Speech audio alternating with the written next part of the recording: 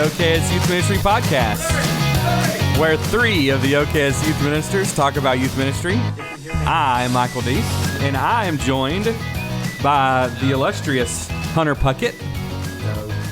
Start this up. Yay! And Jeremy Crow. Before we start this mess. And we're going to have a good time today. Shut up. How's everybody been? Nope. I'm glad to be home. I've spent the past week in Panama. Not as big a culture shock as I was expecting. We had a great time. And not only that, we ran into some CRC students, Crawley's Ridge College. Shout out to Stephen DeWitt. Oh, man. I took a picture with some of the students. I sent it to Stephen as like, hey, here's proof that I ran into some of your students. And he informed me that one of the kids' name was Noah, who is also Jeremy Crow's intern this summer. So shout out to Noah. It was awesome getting to meet him. That's one of my interns. And Jeremy looks super, super professional. He's tucked in today. I will collared start by shirt, letting you know, collared shirt. Michael, before we're ready to start recording, just hits go, and it's just live. Number 2, I do have a tucked in shirt and a collar. I'm pretty professional today. Yeah, you look good. So what are we talking about today, boys? Well, before we get into the task at hand, I do want to offer one thing. I want to ask you guys, when's the last time that you played a game of gotcha solely with your peers? Not youth ministry with teenagers, not with little kids. I'm talking about with other grown men. When's the last time you played a real competitive game of gotcha? Or some people might call it what knockout. Yeah. No. When I was growing up, we called it cutthroat. No, you didn't. That seems a little dark now. You're 46. But I'm not. But Wow. not even 40. Thank you. But when's the last time you played a good game of gotcha? With my peers? Yes, with only your Middle peers. school. Yeah, definitely high school. 100%. So I want to tell you, we had a Coleman Young Families group thing Sunday night, and myself and multiple other grown men, fathers of children, husbands of wives, played gotcha. That's awesome. And I don't mean once. We played for like 45 minutes, and we're sweating. People's heart rate was elevated. A couple guys sat down at some point because they were too tired. It was incredible. And if you haven't done it, I would suggest giving it a go sometime soon. Well, I did play gotcha with my youth group the other night. Not the same, though. I mean, it's not. Yeah, no, it wouldn't be the same. No. A little different.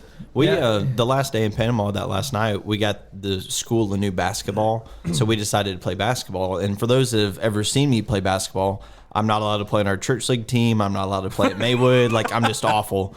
You're not bad. You're not bad. But in Panama, I was hanging with everybody, and in my mind, I'm like, dude, I might be able to play at Maywood this year. Then I remembered none of them have probably ever played basketball that much. So the skill level's a lot closer. Yeah. Man, I need to get back into that. We've got a basketball goal here now. Yeah, I need to get back into basketball. Well, let me ask this question while we're on the topic of gotcha, because I started it. Do you play fair or do you play dirty in gotcha? Well, okay. Listen. Well, I shoot the basketball with 2 hands, so whatever that means.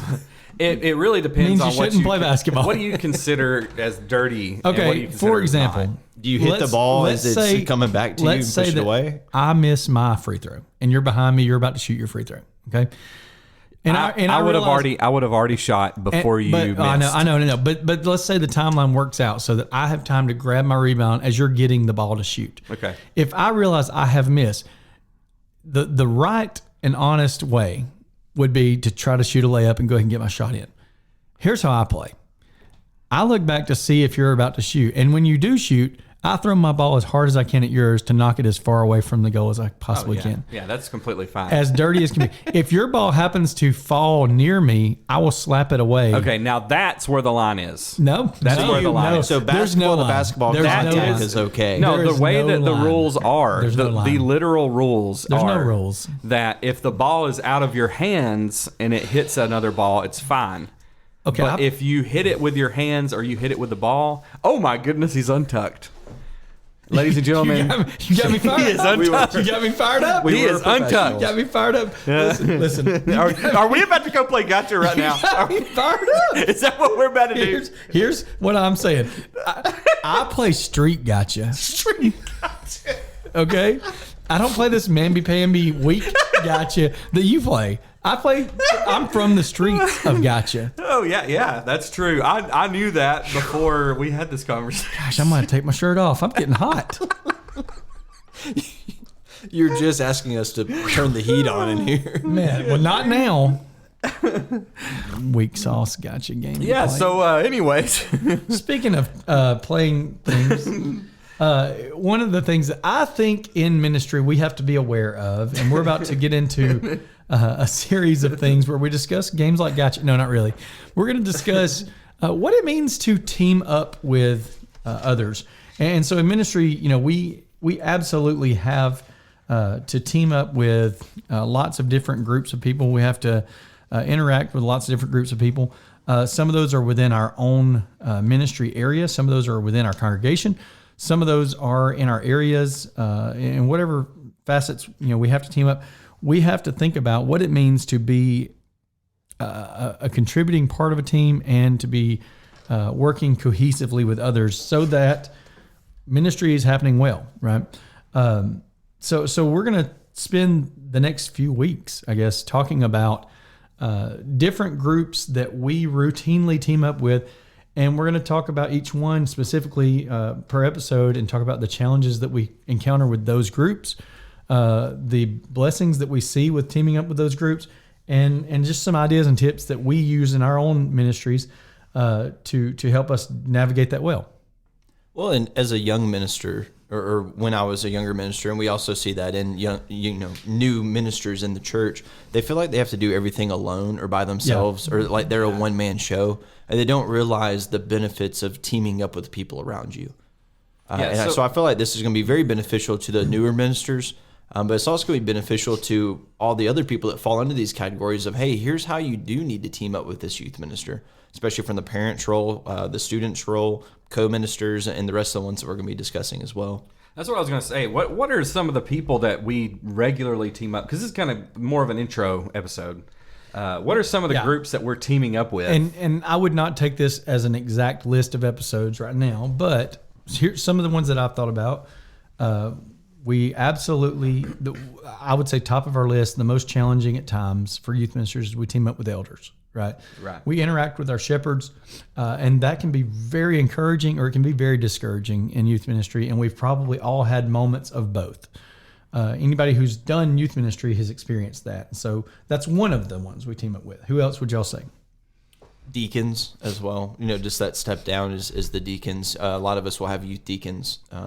And not only that, I mean, there are a lot of deacons that fall into that youth ministry position, even if they aren't this per se youth deacon, but we have a deacon over the bus ministry, and they're in charge of making sure that I communicate when we need the bus and how long the bus is going to be gone. Does the bus have gas? And there are a handful of other deacon ministries as well that we work hand in hand with. Yeah, and I think just interministerial. Whoa, positions. say that again. Interministerial. There you go. New word for the day. Working together with your fellow ministers. So you have preachers, you have worship leaders, you have children's ministers. You've got a whole, listen to this word, slew. A slew. A whole slew of ministers that you can work with. And so I'll just tell you, for me, finding a minister that you work well with is very important. If things aren't jiving, I'm killing it today. You're on fire. I am killing it. Is today. your shirt untucked? This is getting serious. If you're jiving with the ministers that you work with, things are going to go well. Period. Yeah. I mean, it's what's going to happen. You're both on the same page, accomplishing the same goals, on the same wavelength, whatever. And so it definitely makes a huge difference. One of the things I think that we sometimes we don't realize how much we will interact with or work with alongside. We team up with the community, and I mean like community leaders, thinking about other churches in town, or people in your local government, school administrations, these kind of community leaders that we interact with on a day-to-day basis or through our experiences, and those things can really enable our ministry to grow in the schools or in certain areas, or it can really hamper us depending on how we navigate those relationships. Yeah, and a big one too, and we'll spend a lot of time on this one, is the parents. Oh yeah, partnering with the parents. And we had an episode about that, but this one's going to probably be a little bit more in depth and not very surface level. This is going to be we're going to dive deep and help you guys out, hopefully. So we have not just deacons that serve with youth ministry, but we have volunteers. We routinely have volunteers help with activities, with events, with retreats, things like that. How do you work well and communicate well with those? And then I would say one other that I would think about is just the lay member. Is that how you say it? The typical church Joe member. DeLay member. The church members that or the entire church maybe aren't youth ministry adjacent, right? They aren't doing youth ministry things, but they're part of your church. They're there every Sunday and Wednesday. You're interacting with them on a routine basis. And how do you work in cohesion with them? Yeah. So I'm going to tell a short little story. I had a friend who, he just said, "Hey man, you want to get lunch sometime?" And I was like, "Yeah." So we got lunch, and he said, "I'm really wanting to help out with the youth ministry. I don't know what to do. I don't know how to get involved." And so I just talked with him, and we left the meeting with kind of open-ended. He said, "You got my number. If you think of anything that I could help with, let me know." And so I invited him to come to a couple retreats and some devos and all that stuff. And the dude was awesome. I mean, he was awesome volunteer. He had no connection with the youth ministry. He was probably in his 50s, maybe late 40s, single, and he was just on fire for God. And he was new in the area, in the community. And I got him involved in our youth ministry, and our kids, they gravitated toward him. He came to our classes, and he was just a great example, a great person for our kids to be around. And it was huge. I mean, I can't even begin to describe how big of a difference he made with our teenagers. It was a huge deal. I want to give him a shout out, but I'll just send him a text and tell him this about him.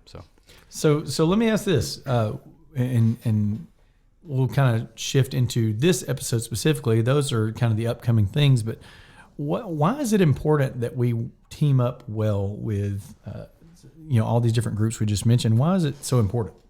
Oh, I kind of mentioned it earlier, this idea of strength and unity. You're not here by yourself. You're not working by yourself. This ministry that you're doing with youth group is not you just working by yourself, but instead you're uniting with the people around you. And when you do that, your ministry becomes stronger. You become more educated. You understand how to approach different challenges or different situations better than you have before. When you team up with the parents, you start to see kids from a different perspective. When you team up with I think Jeremy mentioned the community. When you start teaming up the community, you start to see the needs of the community and just different ways that you can serve. You can get your youth group involved. So there's just strength and unity. One of the things that I think, I know we've all read through Sticky Faith, and we've talked about the concepts behind that idea, but having a consistent goal of discipleship with your students, regardless of all the stuff we talk about in here, the heart of what we're trying to do is help students know Jesus, help them have a relationship with Him, and to encourage them on that path. And so that consistency and discipleship of having lots of people on your team that work cohesively together is reaching that goal, or helping you to reach that goal, in transforming students and helping them navigate the challenges that they will face in their discipleship. I think it's important that we team up, just period. I don't think it matters who we team up with or anything, to a certain extent anyways.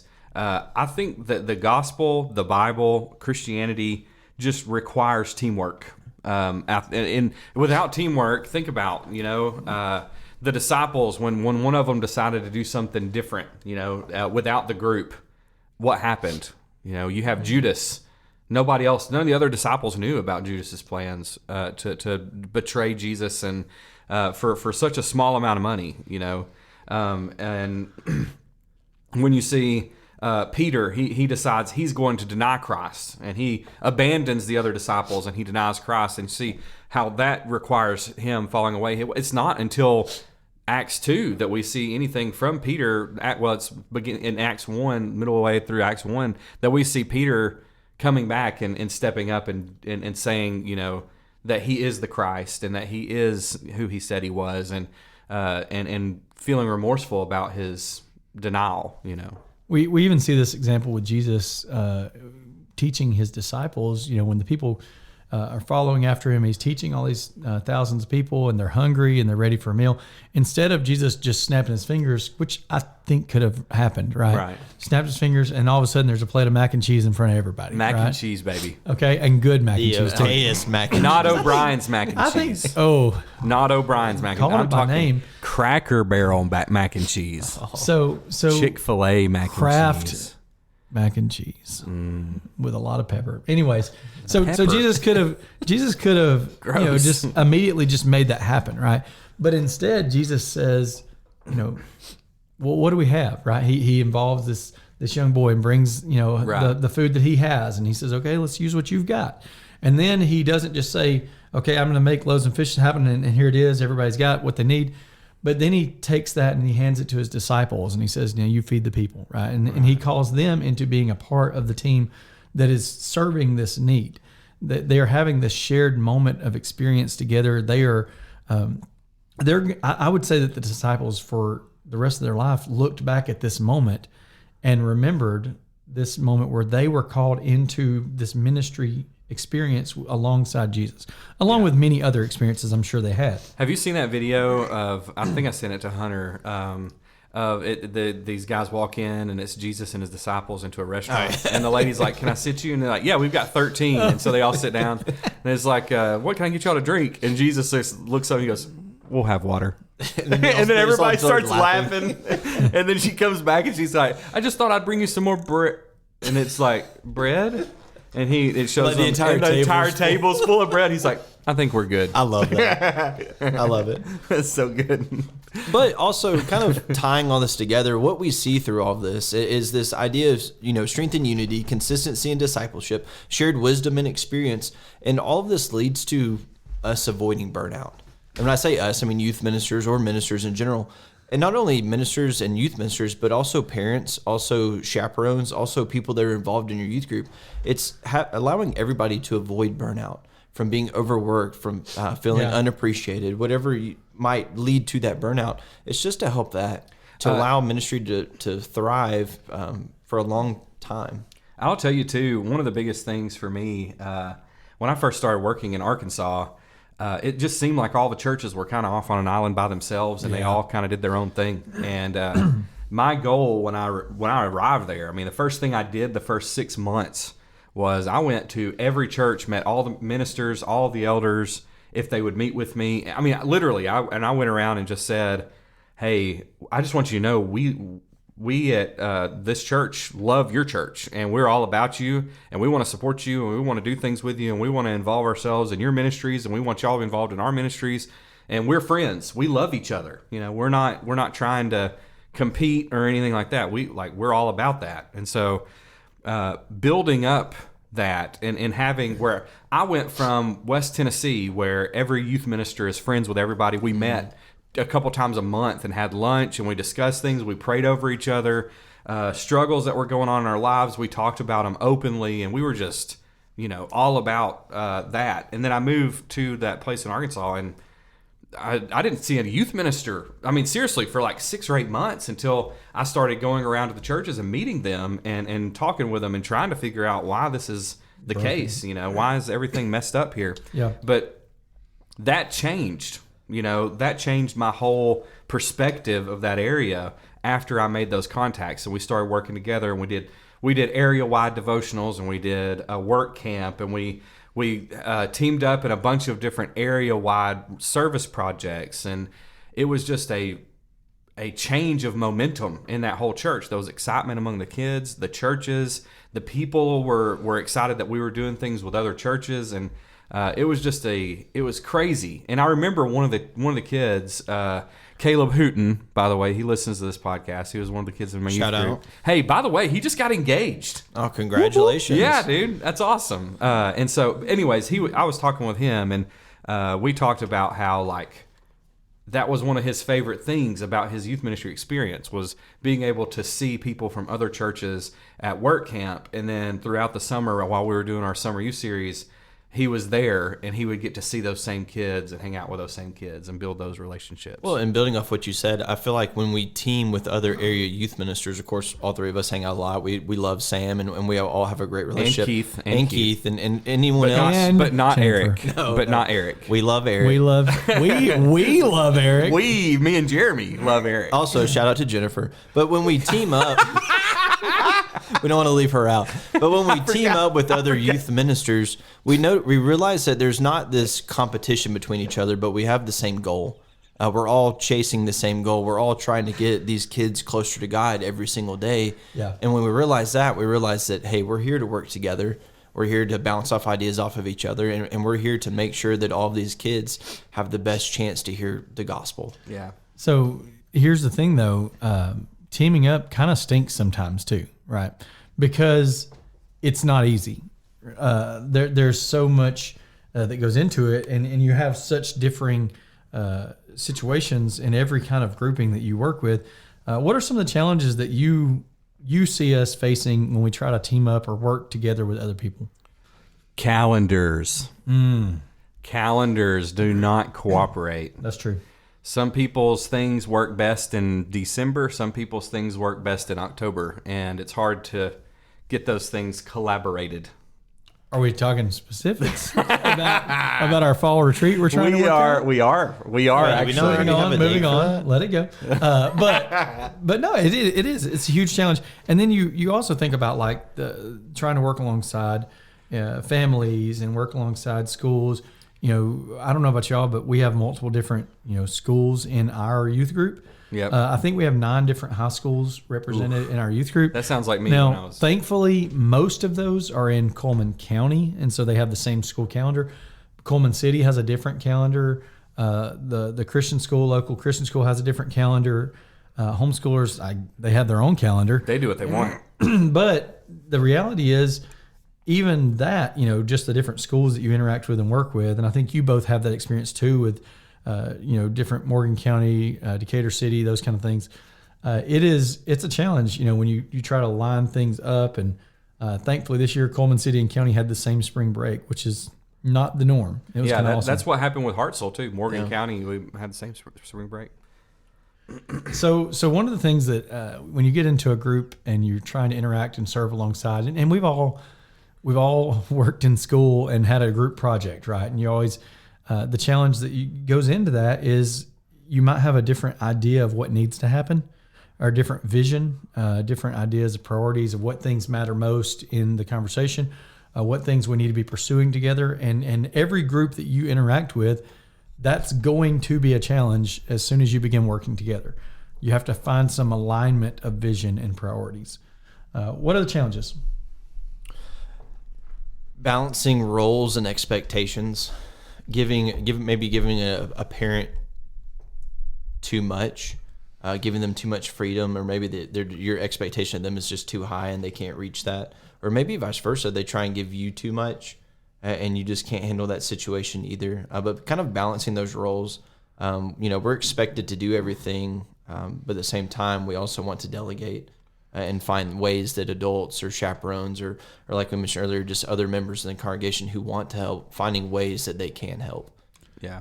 So I would say, and we're going to talk about this obviously more specifically in this episode, but when you deal with elders, when you have a different expectation of what is going to happen in an event versus what they expected, or you have a different idea of what your role looks like versus what they thought your role looks like, that absolutely makes a huge difference. A small example I'll point to is I worked in a congregation in Tennessee that I had 13 elders. 9 of my current elders at the time were either 9 of the 13 were either active or retired engineers. Okay, and so Very cool. Their brains are different. If you know an engineer, you know what I'm talking about. They think on a different way. Protocol. It's everything is cost benefit analysis. Everything has quantifiable data. All of these things. And so when I came in and after a retreat, and I was like, man, you guys, we had a great time. The kids, it was such a moving experience, and they're thinking like, how much did we spend? How many responses were there? How many baptisms? Was there any specific problems? They're kind of managing, what did or didn't work properly versus the touchy-feely side of things. And so understanding how people think and balancing that expectation, the understanding of what we're looking for in this cohesive teammate relationship, and how are we each fulfilling our side of the expectations of the roles. Well, and that leads to generational gaps within the church. Your older members compared to the youth group, the older members asking questions on why the youth group does this, and this. And you're trying to bridge this gap between the older members and the youth group. So they all see a thriving ministry, or they all see the keys to a successful ministry. Yeah, I always try to throw in some things that are that show that our teenagers are active and doing things, just so that our church knows the things that they're involved in, the things they're doing. Mm-hmm. I preached the other day. Yeah, tell us about that. In the lesson, I just said things like, we were talking about we live in a new Babylon, Okay, yeah. So the United States is the Babylon, and we are the sojourners. We're like Daniel, Shadrach, Meshach, and Abednego, mm-hmm. and we're there, and we're doing this. And I said, I want y'all to stop and just focus for a second that these aren't full-grown men. I mean, it literally in the text it says that these are children, like these are kids that are being raised up. There's things that are happening to them that they don't ask for, and I said, and we have to recognize that I think it's very intentional that the writer is trying to tell us that these are kids, and the kids still can make a difference. They can still be convicted. They turn the course of history. And I said, and I'm telling you, from my personal experience working with teenagers for 15 years, I see this all the time. I see kids doing things where they're going into their schools and they're getting invited to parties where if they go, they get popularity. They're going to get girlfriend, boyfriend, whatever, and they're going to be super cool and they're going to have all this stuff. And they're like, no, I'd rather just not be popular. I'd rather be single than to do this and just completely betray my faith and my morals. And we see it every day. I mean, how often do our parents get those kind of offers? How often do they have to think about whether or not they're going to sacrifice their Christianity for popularity? Or for a promotion. Or for a promotion. And so it's one of those things where we have to really think about that, focus on that, and try to say, and that helps bridge that gap, because from their perspective, these kids are loud and obnoxious, and they're breaking things in the church, and they don't clean up after themselves, and they never clean up after themselves. It is true. That's true. Yeah, but still, that's what kids do, man. That's how they are. Like, I've never met a kid who does everything. Well, let's take that back. Caleb Hooten, shout out, you're the man.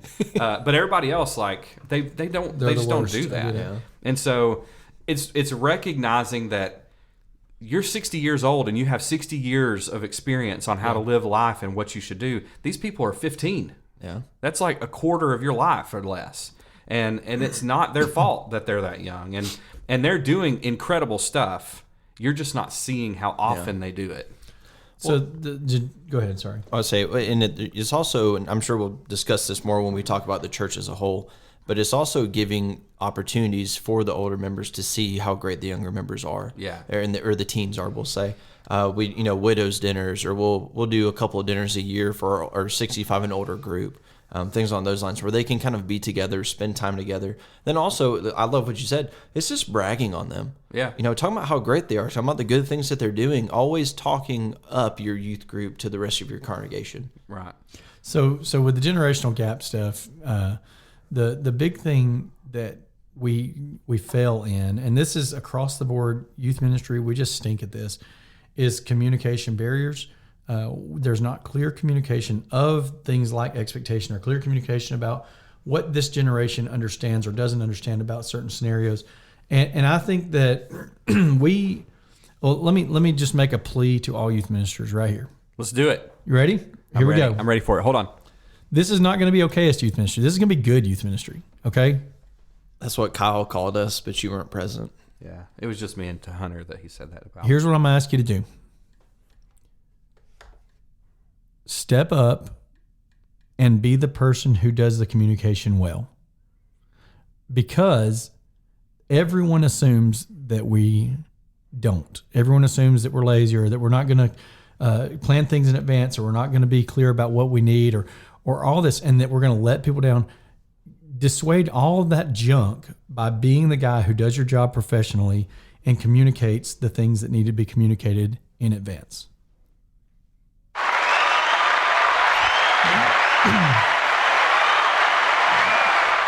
Now, let me say, our live crowd loved that comment. I know, and let me say, all three of us have failed at that for sure. Oh, every day at multiple points. Okay, but I say that to say that needs to be a goal, that we start breaking down these barriers in communication by being clear about what is expected, what we need, what we're asking of, and also communication, not just being clear about it, but being consistent about it.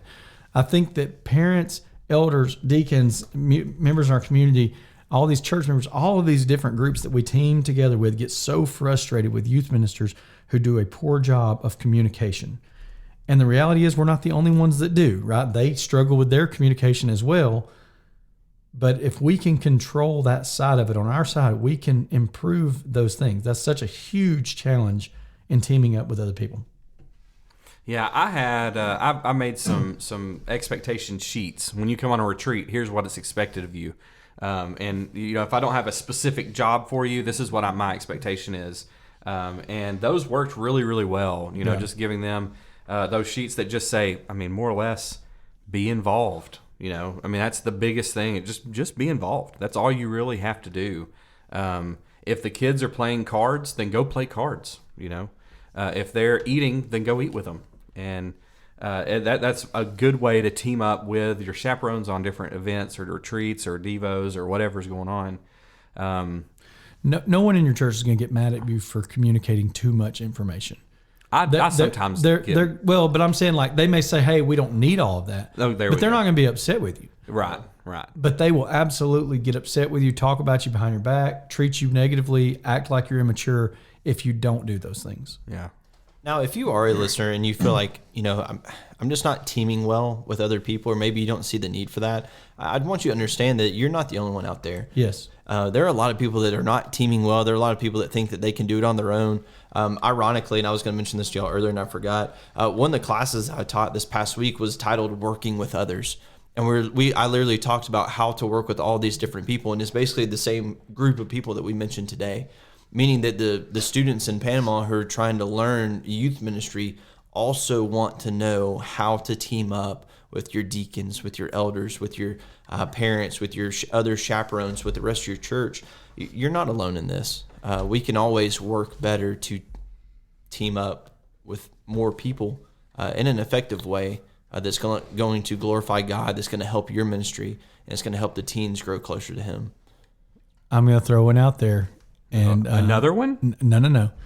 I'm putting us at risk here. Oh, no. I'll have to cut this one out. Teaming up, one of the groups or people that you need to team up well with in ministry is your spouse. Yeah. Now, that being said, we've mentioned this before. We've had some conversation in short about it on another episode. And it may not be we do a whole episode, but one of the things that you need to be thinking about is how you team up with your spouse in ministry. So ironically, my wife is calling me as I say that. So I wanted to just say that, kind of piggybacking off of what Hunter said, this will be the hardest thing about your ministry, is finding ways to communicate, to team up with different people in your ministries, whether it be volunteers or parents or elders or deacons or ministers or whoever, teenagers even. It doesn't matter who it is. There's always going to be miscommunication. There's always going to be unmet expectations, and it's just going to be something that you have to work with and work through. And that's what it is. And it's not you can't just quit every time that something happens. And anytime somebody disagrees with you or gets upset, You can't just be like, well, I quit, and go to the next job. You can't do that. You need to find a way to make it work work on it, discuss it, make sure that those expectations are realistic, and make sure that you meet those expectations and that they meet your expectations. I heard a story, I don't remember who it was that told me, but they told me that there was some miscommunication where somebody drove a bus to somewhere and they were like, oh, we're not driving it back. I'm like, what? Like, it's just kind of assumed that you're going to drive the bus up there and you're not going to drive it back. And like, why would you not drive it back? You know? And so it's just stuff like that. It's just miscommunication. Whether I would assume that if you're driving it up there, then you're going to drive it back. Like, I would just assume that, and I think everybody should. You should. But that's not the way that this person took it. So, as I told you to step up your communication, that story is about me. That story is absolutely about me and a scenario where we went to a trip, and I just made a poor assumption, I guess. That No, the guy you was made the right drive assumption. back. You made the right and assumption. I was wrong in that assumption. And so, hey, as ridiculous as it may sound, overly communicate. Yeah. I love that. I know. Like, how do you not just assume that that's... Of course we need to get back. What do you mean? Yeah, never in a million years would I have thought, oh, you're just going to drive it up there. Oh, okay. Well, you don't have to drive it back. One of our teenagers will. We'll just walk home. Yeah. So let me, can I wind us down? Yeah. Okay. I was All about right. to say. You can wind us down. Okay, I was about to say, hey, do we have any? You want to wind us down? Yeah, let's let Hunter do it. Ooh. I don't know about that. I do want to say this. Take us home, Hunter. Youth ministry is a team effort. Yes. And so over these next couple of weeks, we're going to look at what it looks like to have a team around you in youth ministry. So we're going to work together to make it the best we can. There's no I in team. There is a me. There is a me in it. Yeah. And that's how you get burnt out. What a good ending. Look at him go. Hit the music. Is there anything else you guys want to talk about? Man, we're excited to discuss this. We love teaming up. With you guys. This was with you guys. This was a really a big deal for us when we got together. Me and Hunter and Jeremy kind of discussed this. I think I discussed it with Jeremy, and then I mentioned it to Hunter, and then we kind of got all together and we're like, okay, yeah, we're going to do this. And so this was an example of teaming up. And there's been unmet expectations. There's been met expectations. There's been miscommunications. There's been times where we don't know what we're talking about until I push the button and I tell y'all what we're talking about. and I go, don't. We're not ready. And it's really fun, and I enjoy it. And so, guys, we're grateful that we get to do this, and that you guys are listening, and that you're willing to do this. We are going to have a booth at Lads the Leaders in Nashville, and so swing by and see Hunter and Jeremy, because I go to Atlanta, so I won't be there. But swing by and see Hunter and Jeremy and say hi, and maybe they can even have some cool merch, possibly. Yeah, I think we're gonna have some merch that y'all can get and wear and stuff. So that'll be cool. There you go. We'll definitely have stickers, like, no doubt, for stickers. And just come say hey. Spend some time with us. Talk to us. Ask questions. I think we've been discussing having a Q&A episode eventually. So ask questions so we can go ahead and get that planned out. And those of you that have already asked questions, just know we haven't forgotten about you. We're just waiting to get a few more so we can do that episode with Q&A and provide everybody with answers all at the same time. You guys got anything else? Make sure to follow us on social medias. I guess let's go play gotcha. We've got it set up. Street gotcha, though. Hey, next week we'll let you street gotcha. So essentially what you're saying is, if you shoot first, you lose. Because why wouldn't you just pick up the ball and fling it? Like, I don't understand why you wouldn't just punt it out the door. Well, I mean, you just don't miss your free throws. Ever. Yeah, but... if the guys in this NCAA tournament I've been watching would get that concept, none of them would be losing. Well, Auburn has not gotten that concept, and they are dominating. Real quick, Michael, how tall are you? You know who doesn't miss a free throw? 6'2"? Duke. Interesting. Doesn't miss a free throw. They destroyed Alabama. Yeah, Alabama was terrible. Their offense did not work. What are you looking at? Nothing. Moving on. All right. What is this? Oh, you can't see. What is this? What have I done? Hey, Michael may possibly be at Lads to Leaders too. So Oh, this is going to be awesome. that would make me so happy. All three of us will be at Lads Leaders at the National Convention. There we go. And Michael will be at the booth. Come by and get your photo with Michael. Come by and get your photo with Michael. And tag us, OKS Youth Ministry, at OKS Youth Ministry. Hashtag OKS Youth Ministry. Check out the website, OKSYouthMinistry.com. And man, we're having fun, and we hope y'all are too. Thank y'all for listening. We love you, praying for you. Hopefully, we'll get to see you at Lads Leaders. Hope your ministry is blessed.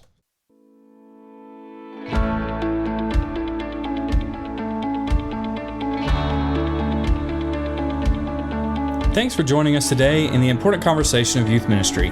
Go and follow us on Instagram and check out oksyouthministry.com for more information about our upcoming episodes. We'll be dropping a new episode every Wednesday morning, and we look forward to talking with you again next week. And hey, it's okay to be the OKS youth minister around, but let's all strive to be just a little bit better.